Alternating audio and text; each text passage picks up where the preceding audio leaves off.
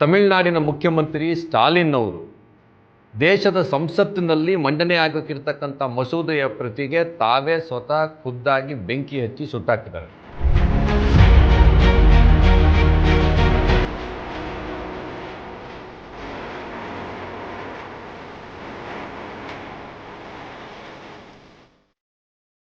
ಆ ಮಸೂದೆಯಲ್ಲಿ ಈ 50% ಎಲ್ಲರಿಗೂ ಏರಿಸ್ತೀವಿ ಅಂತ ಪ್ರಸ್ತಾಪನೆ ಇಲ್ಲ. ಬದಲಿಗೆ 2011ನೇ ಇಸವಿಯ ಜನಗಣತಿಯನ್ನು ಆಧರಿಸಿ ಕ್ಷೇತ್ರಗಳ ಪುನರ್ವಿಂಗಡಣೆ ಆಗುತ್ತೆ. ಇದಕ್ಕೋಸ್ಕರ ಒಂದು ಆಯೋಗ ರಚನೆ ಆಗುತ್ತೆ. ಆಯೋಗ ಏನು ತೀರ್ಪು ಕೊಡುತ್ತೆ ಅದು ಅಂತಿಮವಾದ್ದು, ಅದನ್ನು ಯಾರು ಕೋರ್ಟಲ್ಲಿ ಕೂಡ ಪ್ರಶ್ನೆ ಮಾಡೋದು ಇಲ್ಲ ಅಂತ ಹೇಳಿದ್ದಾರೆ. ನರೇಂದ್ರ ಮೋದಿ, ಅಮಿತ್ ಶಾ ಮತ್ತು ಅವರ ಸರ್ಕಾರ ಈ ದೇಶದ ಏಕತೆಗೆ ದೊಡ್ಡದಾದಂಥ ಒಂದು ಸವಾಲನ್ನು ಒಂದು ಒಳ್ಳೆ ಸಂಗತಿ, ಒಂದು ಒಳ್ಳೆ ಸಿಹಿ ತಿಂಡಿಯನ್ನು ಮತ್ತು ವಿಷಾನು ಎರಡೂ ಒಟ್ಟಿಗೆ ಸೇರಿಸಿ ಓಟ್ ಹಾಕಿದ್ರೆ ನೀವು ಈ ಸಿಹಿ ತಿಂಡಿಗೂ ಮತ್ತು ವಿಷಕ್ಕೂ ಸೇರಿಸಿ ಓಟ್ ಹಾಕಬೇಕು ಅಂತ ಹೇಳುವಂಥದ್ದು ಆ ಸಿಹಿ ತಿಂಡಿಗೂ ಕೂಡ ಮಾಡ್ತಕ್ಕಂಥ ಅವಮಾನ ಮತ್ತು ಮಹಿಳೆಯರಿಗೆ ಮಾಡ್ತಾ ಇರ್ತಕ್ಕಂಥ ದೊಡ್ಡ ಅನ್ಯಾಯ ಆಗಿದೆ. ಈಗ ಈ ಡಿಲಿಮಿಟೇಷನ್ ಏನಿದೆ ಇದು ದೇಶದ ಏಕತೆಗೆ ಒಂದು ಅಡ್ಡಿಯಾಗುತ್ತೆ. ಇಡೀ ದಕ್ಷಿಣ ಭಾರತ ಮತ್ತು ಪಶ್ಚಿಮ ಬಂಗಾಳ, ಪಂಜಾಬ್ ಎಲ್ಲರೂ ಕೂಡ ನೀವು ಓಟ್ ಹಾಕದೇ ಇದ್ರೂ ಪರವಾಗಿಲ್ಲ, ನಾವೊಂದು 5-6 ರಾಜ್ಯಗಳಲ್ಲಿ 75-80% ಸೀಟನ್ನು ನಾವು ತಗೊಂಡ್ಬಿಡ್ತೀವಿ, ನಿಮ್ಮನ್ನು ಬಿಟ್ಟು ನಾವು ಆಳ್ವಿಕೆ ಮಾಡ್ತೀವಿ.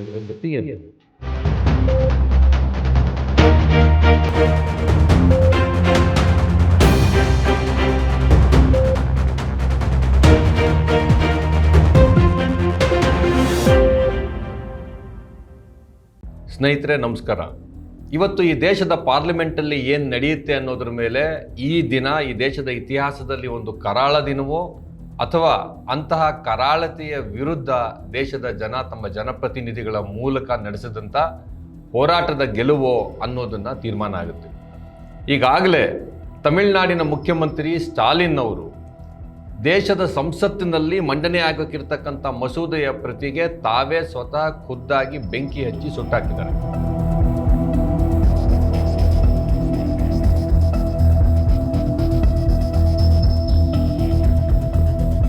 ದೇಶದ ಒಂದು ರಾಜ್ಯದ ಮುಖ್ಯಮಂತ್ರಿ ಇದನ್ನ ಯಾಕೆ ಮಾಡಬೇಕಾಗಿ ಬಂತು? ನಿಜ ಅಂತಂದ್ರೆ ಇಡೀ ದೇಶದ ಜನ ಸ್ಟಾಲಿನ್ ಅವರ ಈ ನಿಲುವನ್ನು ಸ್ವಾಗತಿಸಬೇಕಾಗಿದೆ. ನರೇಂದ್ರ ಮೋದಿ, ಅಮಿತ್ ಶಾ ಮತ್ತು ಅವರ ಸರ್ಕಾರ ಈ ದೇಶದ ಏಕತೆಗೆ ದೊಡ್ಡದಾದಂಥ ಒಂದು ಸವಾಲನ್ನು ಒಡ್ಡಿದೆ.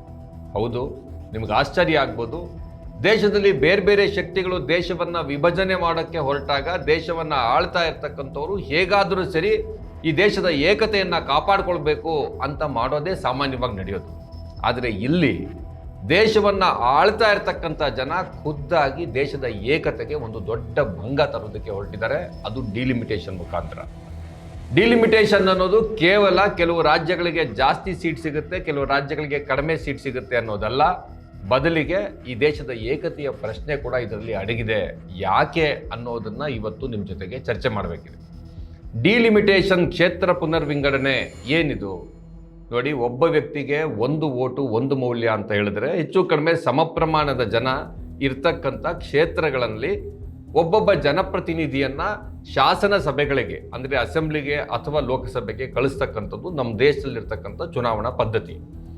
ಆದರೆ ಇದು ಸಮ ಪ್ರಮಾಣದಲ್ಲಿ ಅಂದರೆ ಇಡೀ ದೇಶಾದ್ಯಂತ ಪ್ರತಿ ಅಸೆಂಬ್ಲಿ ಕ್ಷೇತ್ರದಲ್ಲಿ ಅಥವಾ ಪ್ರತಿ ಪಾರ್ಲಿಮೆಂಟ್ ಕ್ಷೇತ್ರದಲ್ಲಿ ಸಮ ಪ್ರಮಾಣದ ಜನ ಯಾವತ್ತೂ ಇರಲಿಲ್ಲ. ಮೊಟ್ಟ ಮೊದಲ ಎಲೆಕ್ಷನ್ನಿಂದ ಹಿಡಿದು, ಯಾಕೆಂದರೆ ಲಡಖ್ ಥರದ ಪ್ರಾಂತ್ಯದಲ್ಲಿ ದೇಶದ ಹಲವಾರು ಚಿಕ್ಕ ಚಿಕ್ಕ ರಾಜ್ಯಗಳಲ್ಲಿ ಒಂದು ವೇಳೆ ಇದೇ ರೀತಿಯಾದಂಥ ಒಂದು ಮಾನದಂಡ ಅನುಸರಿಸಿದರೆ ಅವರಿಗೆ ಕಾಲ್ಭಾಗ ಪ್ರತಿನಿಧಿ, ಕಾಲ್ಭಾಗ MP, ಅರ್ಧ MP, ಮುಕ್ಕಾಲು MP ಈ ರೀತಿ ಮಾತ್ರ ಸಿಗೋದಕ್ಕೆ ಸಾಧ್ಯ ಇತ್ತು. ಹಾಗಾಗಿ ಸಣ್ಣ ಪ್ರಮಾಣದ ಜನಸಂಖ್ಯೆ ಇದ್ದಾಗಲೂ ಕೂಡ ಅವ್ರಿಗೊಬ್ಬ ಜನಪ್ರತಿನಿಧಿಯನ್ನು ಕೊಡ್ತಾ ಇದ್ರು. ಯಾಕೆ ಅಂದರೆ ನಮ್ಮ ದೇಶ ಒಂದು ಒಕ್ಕೂಟ ವ್ಯವಸ್ಥೆ. ನಾವೆಲ್ಲ ಒಂದುಗೂಡಿದಾಗ ನಾವು ಯಾವುದೇ ಒಂದು ಭಾಷೆ ಮಾತನಾಡ್ತಕ್ಕಂಥ ಜನರನ್ನ, ಯಾವುದೇ ಒಂದು ರಾಜ್ಯವನ್ನ ನಾವು 2ನೇ ದರ್ಜೆಗೆ ಇಳಿಸೋದಿಲ್ಲ. ಎಲ್ಲರಿಗೂ ಕೂಡ ಇಲ್ಲಿ ಒಂದು ರೆಪ್ರೆಸೆಂಟೇಷನ್ ಇರುತ್ತೆ ಅನ್ನೋದೇ ಇತ್ತು. ಆದರೂ ಕೂಡ ಪ್ರತಿ 10 ವರ್ಷಕ್ಕೊಂದ್ಸರಿ ನಡೀತಕ್ಕಂಥ ಜನಗಣತಿಯನ್ನು ಆಧರಿಸಿ 1971 ತನಕ ಈ ದೇಶದಲ್ಲಿ ಒಂದು ಪದ್ಧತಿ ಇತ್ತು, ಈ ಕ್ಷೇತ್ರಗಳ ಪುನರ್ವಿಂಗಡಣೆ ಮಾಡೋದು. ಆ ರೀತಿ ಮಾಡಕ್ಕೆ ಹೊರಟಾಗ ಕೆಲವು ರಾಜ್ಯಗಳಿಗೆ 1-2 ಸೀಟು ಜಾಸ್ತಿ ಆಗ್ತಿತ್ತು, ಕೆಲವು ರಾಜ್ಯಗಳಿಗೆ 1-2 ಸೀಟು ಕಡಿಮೆ ಆಗ್ತಿತ್ತು. ಯಾಕಂದರೆ ದೇಶದ ಎಲ್ಲ ರಾಜ್ಯಗಳಲ್ಲಿ ಹೆಚ್ಚು ಕಡಿಮೆ ಸಮ ಪ್ರಮಾಣದಲ್ಲಿ ಜನಸಂಖ್ಯೆ ಹೆಚ್ಚಳ ಆಗ್ತಾ ಇತ್ತು. ಆದರೆ 1970ರ ಹೊತ್ತಿಗೆ ಈ ದೇಶದಲ್ಲಿ ಜನಸಂಖ್ಯಾ ಸ್ಫೋಟ ಆಗ್ತಾ ಇದೆ, ಹೀಗೆ ಆಗಬಾರ್ದು ಅನ್ನುವಂಥ ಒಂದು ಕೂಗೆದ್ದಿತು. ಮತ್ತು ಜನಸಂಖ್ಯೆಯನ್ನು ಕಡಿಮೆ ಮಾಡಬೇಕು ಅಂತ ಹೇಳಿ ಸರ್ಕಾರ ಜನಸಂಖ್ಯಾ ನಿಯಂತ್ರಣ ಕ್ರಮಗಳನ್ನು ತೆಗೆದುಕೊಳ್ಳೋಕ್ಕೆ ಶುರು ಮಾಡಿತು. ಯಾವ ಪ್ರಮಾಣದಲ್ಲಿತ್ತು ಅಂತಂದರೆ, ಈ ದೇಶದಲ್ಲಿ ತುರ್ತು ಪರಿಸ್ಥಿತಿ ಸಂದರ್ಭದಲ್ಲಿ ಕಂಪಲ್ಸರಿ ನಸ್ಬಂದಿ ಅಂದರೆ ಗಂಡಸರಿಗೆ ವ್ಯಾಸೆಕ್ಟಮಿ ಮಾಡಿಸಿ ಮಕ್ಕಳಾಗದೇ ಇರೋ ಹಾಗೆ ನೋಡ್ಕೊಳ್ಳುವಂಥ ಪ್ರಮಾಣದ ಅತಿರೇಕಗಳು ಕೂಡ ಈ ದೇಶದೊಳಗಡೆ ನಡೆದಿತ್ತು. ಆ ರೀತಿಯಲ್ಲಿ ಜನಸಂಖ್ಯಾ ಸ್ಫೋಟ ಮತ್ತು ಜನಸಂಖ್ಯಾ ನಿಯಂತ್ರಣದ ಕ್ರಮಗಳು ಈ ದೇಶದಲ್ಲಿ ಚರ್ಚೆಯಲ್ಲಿದೆ. ಹೀಗಾಗಿ ಕೆಲವು ರಾಜ್ಯಗಳು ಜನಸಂಖ್ಯಾ ನಿಯಂತ್ರಣವನ್ನು ಗಂಭೀರವಾಗಿ ತೆಗೆದುಕೊಂಡಾಗ ಅವ್ರಿಗೆ ನಾಳೆ ನಿಮ್ಮಲ್ಲಿ ಜನಸಂಖ್ಯೆ ಕಡಿಮೆ ಇದೆ, ಹಾಗಾಗಿ ನಿಮಗೆ MP ಗಳ ಸಂಖ್ಯೆ ಕಡಿಮೆ ಇರ್ತಾರೆ ಅಂತಂದರೆ ಅವ್ರನ್ನ ಪನಿಷ್ ಮಾಡ್ದಂಗಾಗತ್ತೆ, ಶಿಕ್ಷೆ ಕೊಟ್ಟಂಗಾಗತ್ತೆ ಅಂತೇಳಿ ಈ ದೇಶದ ಸಂಸತ್ತು 1971ರ ಜನಗಣತಿಯ ಆಧಾರದ ಮೇಲೆ ಏನು ಕ್ಷೇತ್ರ ಪುನರ್ವಿಂಗಡಣೆ ಆಯಿತು ಅದು ನಂತರ ಆಗಬಾರ್ದು ಅಂತ ಹೇಳಿ ಪಾರ್ಲಿಮೆಂಟಲ್ಲಿ ಒಂದು ಸಂವಿಧಾನಕ್ಕೆ ತಿದ್ದುಪಡಿಯನ್ನು ತರಲಾಯಿತು. ಅದನ್ನು 25 ವರ್ಷಗಳಿಗೆ ಮುಂದೂಡಿದ್ರಿಂದಾಗಿ ವಾಜಪೇಯಿಯವರು ಪ್ರಧಾನಮಂತ್ರಿ ಆಗಿದ್ದಾಗ ಮತ್ತೊಮ್ಮೆ ಇನ್ನು 25 ವರ್ಷ ಅದನ್ನು ಮಾಡೋದು ಬೇಡ ಅನ್ನುವಂಥ ತೀರ್ಮಾನವನ್ನು ಮತ್ತೊಮ್ಮೆ ತೆಗೆದುಕೊಳ್ಳಲಾಯಿತು. ಈ ಹೊತ್ತಿಗೆ ಈ ದೇಶದಲ್ಲಿ ಜನಸಂಖ್ಯಾ ಬೆಳವಣಿಗೆಯಲ್ಲಿ ಒಂದು ದೊಡ್ಡ ಪ್ರಮಾಣದ ಅಸಮಾನತೆ ಏರ್ಪಟ್ಟಿತ್ತು. ಅಲ್ಲಿಯವರೆಗೆ ಈ ದೇಶದಲ್ಲಿ ಹೆಚ್ಚು ಕಡಿಮೆ ಎಲ್ಲ ರಾಜ್ಯಗಳು ಒಂದೇ ಪ್ರಮಾಣದಲ್ಲಿ ಬಡತನ ಅಥವಾ ಒಂದು ಮುಂದುವರುವಿಕೆ ಅನ್ನೋದು ಇರ್ತಾ ಇತ್ತು. ಸ್ವಲ್ಪ ಸಣ್ಣ ಪುಟ್ಟ ಹೆಚ್ಚು ಕಡಿಮೆ ಇರ್ತಾ ಇತ್ತು ಮತ್ತು ಜನಸಂಖ್ಯಾ ಏರಿಕೆ ಪ್ರಮಾಣ ಕೂಡ ಹೆಚ್ಚು ಕಡಿಮೆ ಒಂದೇ ಇರ್ತಾ ಇತ್ತು. ಆದರೆ ಈ ಕಳೆದ 50 ವರ್ಷದಲ್ಲೇನೆ ಬಹಳ ದೊಡ್ಡ ಪ್ರಮಾಣದಲ್ಲಿ ಏರುಪೇರಾಗಿದೆ. ಕೆಲವು ರಾಜ್ಯಗಳು ಆರ್ಥಿಕತೆಯಲ್ಲಿ ಮುಂದುವರೆದಿವೆ ಮತ್ತು ಜನಸಂಖ್ಯೆ ಏನಿದೆ ಅದು ಬಹಳ ಕಡಿಮೆ ಆಗಿದೆ. ಇನ್ನು ಕೆಲವು ರಾಜ್ಯಗಳು ಹಿಂದುಳಿದಿವೆ ಮತ್ತು ಜನಸಂಖ್ಯೆ ಏರಿದೆ. ಹೀಗಿರಬೇಕಾದ್ರೆ ಸಹಜವಾಗಿ ಎಲ್ಲರೂ ಏನು ಅಂದ್ಕೊಂಡ್ರು, ಇಲ್ಲ ಇದನ್ನು ಮತ್ತೆ ಮುಂದೂಡ್ತಾರೆ ಅಥವಾ ಶಾಶ್ವತವಾಗಿ ಮುಂದೂಡ್ತಾರೆ ಅನ್ನುವಂಥ ಅಭಿಪ್ರಾಯವೇ ಇತ್ತು. ಯಾಕೆ ಅಂತಂದರೆ ಈ ದೇಶ ನಾವೆಲ್ಲ ಒಂದಾಗಿರೋದ್ರಿಂದ ಏರ್ಪಟ್ಟಿದೆ. ಭಾರತ ರಾಷ್ಟ್ರ ಅನ್ನೋದು ಸ್ವಾತಂತ್ರ್ಯ ಚಳವಳಿಯ ಸಂದರ್ಭದಲ್ಲಿ ಹುಟ್ಟುಕೊಳ್ತು. ಈ ಸ್ವಾತಂತ್ರ್ಯ ಚಳವಳಿಯ ಸಂದರ್ಭದಲ್ಲಿ ವಸಾಹತುಶಾಹಿಗಳ ವಿರುದ್ಧ, ಬ್ರಿಟಿಷರ ವಿರುದ್ಧ ಈ ದೇಶ ಏನು ಹೋರಾಟ ಮಾಡ್ತೋ ಹೋರಾಟದ ಭಾಗವಾಗಿ ಬೇರೆ ಬೇರೆ ಜಾತಿಗೆ ಸೇರಿದವರು, ಬೇರೆ ಬೇರೆ ಧರ್ಮಕ್ಕೆ ಸೇರಿದವರು, ಬೇರೆ ಬೇರೆ ಭಾಷೆಗಳನ್ನು ಮಾತನಾಡ್ತಕ್ಕಂಥವ್ರು, ಬೇರೆ ಬೇರೆ ಜನಾಂಗೀಯವಾದಂಥ ಗುಣಗಳನ್ನು ಹೊಂದಿದ್ದಂಥವ್ರು ಎಲ್ಲರಿಗೂ ಕೂಡ ನಾವೊಂದು ದೇಶ ಅಂತ ಅನ್ನಿಸ್ತು. ಹಾಗೆ ಅನ್ನಿಸ್ಬೇಕಾದ್ರೆ ಈ ದೇಶದಲ್ಲಿರ್ತಕ್ಕಂಥ ಬೇರೆ ಬೇರೆ ಜನರಿಗೆ ಕೆಲವು ವಿಶೇಷವಾದಂಥ ಕ್ರಮಗಳನ್ನು ತೆಗೆದುಕೊಳ್ಳಾಯಿತು. ನಾವು ಆರ್ಟಿಕಲ್ 370 ಬಗ್ಗೆ ಕೇಳಿದ್ದೀವಿ, ಆದರೆ 371 ABCDEFG ಕೂಡ ಇತ್ತು ಸಂವಿಧಾನದಲ್ಲಿ. ಅಂದರೆ ಈಶಾನ್ಯ ಭಾರತದ ಕೆಲವು ರಾಜ್ಯಗಳಲ್ಲಿರ್ತಕ್ಕಂಥವ್ರಿಗೆ ಆ ರಾಜ್ಯಗಳಲ್ಲಿ ಬೇರೆಯವರು ಬಂದು ಆಸ್ತಿ ತಗೊಳ್ಳೋಂಗಿಲ್ಲ, ಮಾತ್ರ ಅಲ್ಲ ಆ ರಾಜ್ಯಗಳಿಗೆ ಎಂಟ್ರಿನೇ ಇರಲಿಲ್ಲ. ಅಲ್ಲಿ ನೀವು ಎಂಟ್ರಿ ಆಗಬೇಕು ಅಂದರೆ ಕೆಲವು ನಿರ್ದಿಷ್ಟವಾದಂಥ ಪ್ರದೇಶಗಳಿಗೆ ಪರ್ಮಿಟ್ ತೊಗೋಬೇಕಿತ್ತು. ಇವತ್ತು ಅದೇ ರೀತಿ ಒಳಗಡೆ ಇದೆ ಇದು. ಇವೆಲ್ಲ ಕ್ರಮಗಳು ಯಾಕೆ ಬಂತು? ಯಾಕಂದರೆ ಈ ದೇಶವನ್ನು ಒಗ್ಗಟ್ಟಾಗಿಡಬೇಕು ಅನ್ನೋ ಕಾರಣಕ್ಕಾಗಿ ಬಂತು. ಅತ್ಯಂತ ಹಿಂದುಳಿದಿದ್ದಂಥ ಅಥವಾ ಹಿಂದುಳಿಸಲ್ಪಟ್ಟಿದ್ದಂಥ ಅಸ್ಪೃಶ್ಯತೆಗೆ ಗುರಿಯಾಗಿದ್ದಂಥ ದಲಿತ ಸಮುದಾಯಕ್ಕೆ ಕೆಲವು ವಿಶೇಷವಾದಂಥ ಕ್ರಮಗಳನ್ನು ಯಾಕೆ ಘೋಷಿಸಲಾಯಿತು? ಆದಿವಾಸಿ ಸಮುದಾಯಗಳಿಗೆ ಯಾಕೆ ವಿಶೇಷವಾದಂಥ ಒಂದು ಕ್ರಮಗಳನ್ನು ಮುಂದಿಡಲಾಯಿತು? ಯಾಕಾಗಿ ಅಲ್ಪಸಂಖ್ಯಾತ ಸಮುದಾಯಕ್ಕೆ ಕೆಲವು ವಿಶೇಷವಾದಂಥ ರಕ್ಷಣಾತ್ಮಕ ಕ್ರಮಗಳನ್ನು ಕೊಡಲಾಯಿತು? ಮೊದಲ ದಿನದಿಂದ ಯಾಕೆ ಮಹಿಳೆಯರಿಗೂ ಕೂಡ ವೋಟಿನ ಹಕ್ಕು ಕೊಡಲಾಯಿತು? ಯಾಕೆ ಈ ದೇಶದ ಎಲ್ಲ ರಾಜ್ಯಗಳಿಗೂ ಕೂಡ ನಿಮ್ಮದೇ ಒಂದು ರಾಜ್ಯ ಸರ್ಕಾರ ಇರುತ್ತೆ ಮತ್ತು ಹಲವಾರು ವಿಚಾರಗಳನ್ನು ರಾಜ್ಯ ಸರ್ಕಾರವೇ ತೀರ್ಮಾನ ಮಾಡುತ್ತೆ? ಕೇಂದ್ರ ಸರ್ಕಾರ ಅಫ್ಕೋರ್ಸ್ ಈಗ ತುಂಬ ಜಾಸ್ತಿ ವಿಚಾರಗಳನ್ನ ನಾವು ನಿಭಾಯಿಸ್ತಾ ಇದ್ದರೂ ಕೂಡ ಈಗ ದೇಶ ಒಂದಾಗಿರೋದಕ್ಕೋಸ್ಕರ ಇಂಥ ಕೆಲವು ಕ್ರಮಗಳು ತೆಗೆದುಕೊಳ್ತೀವಿ, ನಿಧಾನಕ್ಕೆ ರಾಜ್ಯಗಳ ಹಕ್ಕುಗಳನ್ನು ಜಾಸ್ತಿ ಮಾಡ್ತೀವಿ ಅಂತ ಯಾಕೆ ಹೇಳಲಾಯಿತು? ಯಾಕಂದರೆ ದೇಶದ ಏಕತೆ ಇದು ಒಂದು ಬಾಲ್ಕನೈಸೇಷನ್ ಆಗದೆ ಇರೋದಕ್ಕೆ, ಅಂದರೆ ದೇಶ ಛಿದ್ರ ಆಗಿಬಿಟ್ಟಂಥ ಕೆಲವು ಉದಾಹರಣೆಗಳು ಈ ಪ್ರಪಂಚದ ಇತಿಹಾಸದಲ್ಲಿದ್ವು. ಆ ರೀತಿ ಆಗಬಾರ್ದು ಅನ್ನೋ ಕಾರಣಕ್ಕಾಗಿ ಇಂಥ ಕ್ರಮಗಳನ್ನು ತೆಗೆದುಕೊಳ್ಳಲಾಗಿದೆ. ಈಗ ಇದು ದೊಡ್ಡ ಸಮಸ್ಯೆ ಎದುರಾಗಿರೋದು ಅದಕ್ಕೆ ಈ ಡಿಲಿಮಿಟೇಷನ್ ಮುಖಾಂತರ. ನರೇಂದ್ರ ಮೋದಿ ಮತ್ತು ಅಮಿತ್ ಶಾ ಅವರು 1971ರ ನಂತರ ಕಾಂಗ್ರೆಸ್ ಸರ್ಕಾರ ಏನು ಮುಂದಕ್ಕೆ ಹಾಕಿತ್ತು, ನಂತರ ಜನತಾ ಪಾರ್ಟಿ ಸರ್ಕಾರ ಕೂಡ ಅದನ್ನು ಏನು ಟಚ್ ಮಾಡಿರಲಿಲ್ಲ. ವಾಜಪೇಯಿಯವರ ಸರ್ಕಾರ ಏನು ಇದನ್ನು ಮುಂದಕ್ಕೆ ಹಾಕಿತ್ತು ಅದನ್ನು ಇದ್ದಕ್ಕಿದ್ದಂಗೆ ತೆಗೆದುಕೊಂಡಿದ್ದು ಏನನ್ನ, ನಾವು ಮತ್ತೆ ಜನಸಂಖ್ಯೆಯನ್ನು ಆಧರಿಸಿ ಕ್ಷೇತ್ರಗಳ ಪುನರ್ವಿಂಗಡಣೆ ಮಾಡ್ತೀವಿ. ಹೀಗೆ ಮಾಡೋದ್ರಿಂದ ಕೆಲವು ರಾಜ್ಯಗಳಿಗೆ ಸೀಟುಗಳು ಗಣನೀಯವಾಗಿ ಕಡಿಮೆ ಆಗುತ್ತೆ, ಕೆಲವು ರಾಜ್ಯಗಳಿಗೆ ಸಿಕ್ಕಾಪಟ್ಟೆ ಜಾಸ್ತಿ ಆಗುತ್ತೆ. ಆ ರಾಜ್ಯಗಳ ರಾಜಕೀಯ ಧ್ವನಿ ಅದು ಸಂಸತ್ನಲ್ಲಿ ಕಡಿಮೆ ಆಗುತ್ತೆ ಅನ್ನುವಂಥ ಪ್ರಶ್ನೆ ಬಂದಾಗ ಕೆಲವು ಸುಳ್ಳುಗಳನ್ನು ಹೇಳಿದ್ರು. ಏನು ಸುಳ್ಳು ಹೇಳಿದ್ರು? ಇಲ್ಲ ನಾವು ಆ ಥರ ಮಾಡಲ್ಲ, ಎಲ್ಲರಿಗೂ ಸೀಟ್ ಜಾಸ್ತಿ ಆಗುತ್ತೆ ಅಂತ. ಎಲ್ರಿಗೂ ಸೀಟ್ ಜಾಸ್ತಿ ಆಗುತ್ತೆ ಅಂತಂದರೆ ಎಲ್ಲರಿಗೂ ಇವತ್ತು ಏನು ಪ್ರಮಾಣ ಇದೆ ಅದೇ ಪ್ರಮಾಣದಲ್ಲಿ ಏರಿಕೆ ಆಗುತ್ತಾ? ಅಂದರೆ 50% ಎಲ್ಲರಿಗೂ ಜಾಸ್ತಿ ಆಗಿಬಿಡುತ್ತೆ ಅನ್ನುವಂಥ ಮಾತನ್ನು ಹೇಳ್ತಾ ಬಂದರು. ಹಾಗಾಗಿನೇ ಸುಮಾರು 850 ಸೀಟುಗಳು ಲೋಕಸಭೆಯಲ್ಲಿ ಇರುತ್ತೆ ಅಂತ ಹೇಳೋಕ್ಕೆ ಶುರು ಮಾಡಿದ್ರು. ಆದರೆ ಈಗ ಏನು ವಿಶೇಷವಾದ ಅಧಿವೇಶನವನ್ನು ಅರ್ಜೆಂಟಲ್ಲಿ ಕರೆದಿದ್ದಾರೆ, ಅಲ್ಲಿ ಮಂಡಿಸೋದಕ್ಕೆ ಅಂತ ಹೇಳಿ ಒಂದು ಮಸೂದೆಯನ್ನು ಈಗಾಗಲೇ ಹೊರಗಡೆ ಬಿಟ್ಟಿದ್ದಾರೆ. ಸಂಸತ್ ಸದಸ್ಯರಿಗೆಲ್ಲರಿಗೂ ಕೂಡ ಕಾಪಿ ಸಿಕ್ಕಿದೆ, ಸಾರ್ವಜನಿಕರ ಕೈಯಲ್ಲಿ ಆ ಮಸೂದೆ ಇದೆ. ಆ ಮಸೂದೆಯಲ್ಲಿ ಈ 50% ಎಲ್ಲರಿಗೂ ಏರಿಸ್ತೀವಿ ಅಂತ ಪ್ರಸ್ತಾಪನೆ ಇಲ್ಲ. ಬದಲಿಗೆ 2011ನೇ ಇಸ್ವಿಯ ಜನಗಣತಿಯನ್ನು ಆಧರಿಸಿ ಕ್ಷೇತ್ರಗಳ ಪುನರ್ವಿಂಗಡಣೆ ಆಗುತ್ತೆ. ಇದಕ್ಕೋಸ್ಕರ ಒಂದು ಆಯೋಗ ರಚನೆ ಆಗುತ್ತೆ. ಆಯೋಗ ಏನು ತೀರ್ಪು ಕೊಡುತ್ತೆ ಅದು ಅಂತಿಮವಾದ್ದು, ಅದನ್ನು ಯಾರು ಕೋರ್ಟಲ್ಲಿ ಕೂಡ ಪ್ರಶ್ನೆ ಮಾಡೋಂಗಿಲ್ಲ ಅಂತ ಹೇಳಲಾಗ್ತಿದೆ. ಯಾವಾಗ ಕೆಲವು ರಾಜ್ಯಗಳಲ್ಲಿ ಚುನಾವಣೆ ನಡೀತಾ ಇರಬೇಕಾದ್ರೆ ಇದಕ್ಕೆ ರಾಜ್ಯಗಳಿಂದ ತೀವ್ರವಾದಂಥ ವಿರೋಧ ಬರುತ್ತೆ ಅಂತ ಗೊತ್ತಾದ ತಕ್ಷಣ ಏನು ಮಾಡಿದ್ರು, ಇದನ್ನು ಮಹಿಳಾ ಮೀಸಲಾತಿಯ ಜೊತೆಗೆ ಸೇರಿಸ್ಬಿಟ್ಟಿದ್ದಾರೆ. ಇದೇ ನರೇಂದ್ರ ಮೋದಿಯವರ ಸರ್ಕಾರ ಈಗಾಗಲೇ ಮಹಿಳಾ ಮೀಸಲಾತಿಗೆ ಸಂಬಂಧಪಟ್ಟಂಗೆ, ಅಂದರೆ ಶಾಸನ ಸಭೆಗಳಲ್ಲಿ ಮಹಿಳಾ ಮೀಸಲಾತಿಗೆ ಸಂಬಂಧಪಟ್ಟಂಗೆ ಸಂವಿಧಾನಕ್ಕೆ ತಿದ್ದುಪಡಿ ತಂದಿದೆ. ಸಂಸತ್ತು ಇದನ್ನು ಒಪ್ಕೊಂಡಾಗೋಗಿದೆ ಆಗಲೇ. ಅದರೊಳಗಡೆ ಮುಂದೆ ನಡೀತಕ್ಕಂಥ ಜನಗಣತಿ 2026-27 ನಂತರ ನಡೆಯುವಂಥ ಜನಗಣತಿಯನ್ನು ಆಧರಿಸಿ ಮಹಿಳಾ ಮೀಸಲಾತಿಯನ್ನು ನಾವು ಕೊಡ್ತೀವಿ, 3ನೇ ಒಂದು ಭಾಗ ಕೊಡ್ತೀವಿ ಅಂತ ಹೇಳಿದರು. ಈಗ ಅದನ್ನು ಬಿಟ್ಟುಬಿಟ್ಟು ಮಹಿಳಾ ಮೀಸಲಾತಿಯನ್ನು ಈಗ ನಾವು ತರಬೇಕು, ಅದಕ್ಕೋಸ್ಕರ ಕ್ಷೇತ್ರ ಪುನರ್ವಿಂಗಡಣೆ ಮಾಡ್ತೀವಿ ಅಂತೇಳಿ ಎರಡೂ ಒಟ್ಟಿಗೆ ಸೇರಿಸಿ ಓಟ್ ಹಾಕೋದಾದರೆ ನೀವು ಒಟ್ಟಿಗೆ ಓಟ್ ಹಾಕಿ ಅಂತ ಹೇಳುವಂಥದ್ದು. ಅಂದರೆ ಒಂದು ಕಡೆಯಲ್ಲಿ ನೀವು ಒಂದು ಒಳ್ಳೆ ಸಂಗತಿ, ಒಂದು ಒಳ್ಳೆ ಸಿಹಿ ತಿಂಡಿಯನ್ನು ಮತ್ತು ವಿಷಾನು ಎರಡೂ ಒಟ್ಟಿಗೆ ಸೇರಿಸಿ ಓಟ್ ಹಾಕಿದ್ರೆ ನೀವು ಈ ಸಿಹಿ ತಿಂಡಿಗೂ ಮತ್ತು ವಿಷಕ್ಕೂ ಸೇರಿಸಿ ಓಟ್ ಹಾಕಬೇಕು ಅಂತ ಹೇಳುವಂಥದ್ದು ಆ ಸಿಹಿ ತಿಂಡಿಗೂ ಕೂಡ ಮಾಡ್ತಕ್ಕಂಥ ಅವಮಾನ ಮತ್ತು ಮಹಿಳೆಯರಿಗೆ ಮಾಡ್ತಾ ಇರ್ತಕ್ಕಂಥ ದೊಡ್ಡ ಅನ್ಯಾಯ ಆಗಿದೆ ಇದು.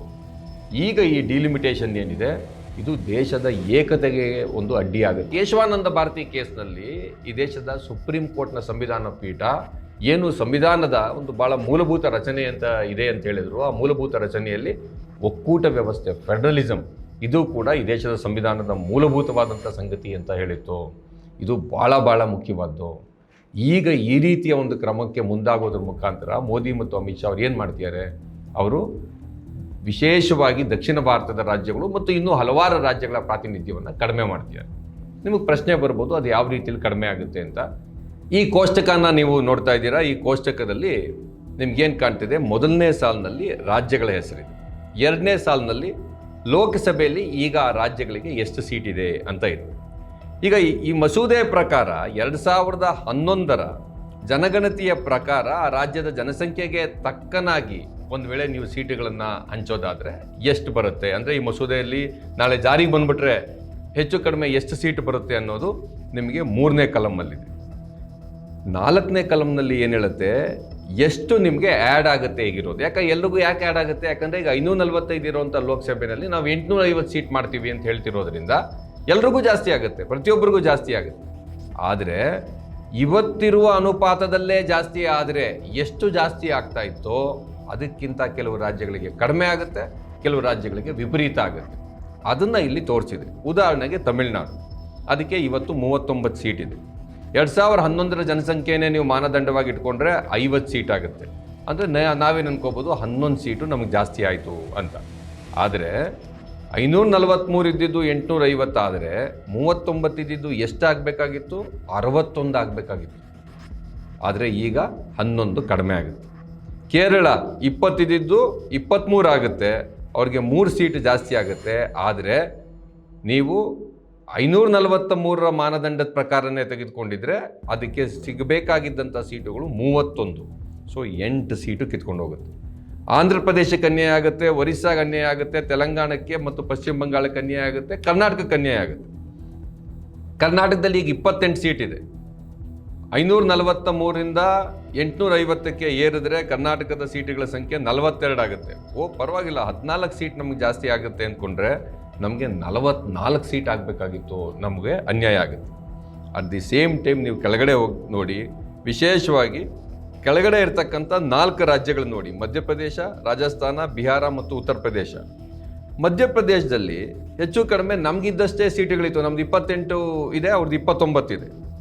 ನಮಗೆ ಸೀಟುಗಳ ಸಂಖ್ಯೆ 42ಕ್ಕೆ ಜಾಸ್ತಿ ಆದರೆ ಅವ್ರಿಗೆ 50ಕ್ಕೆ ಜಾಸ್ತಿ ಆಗುತ್ತೆ.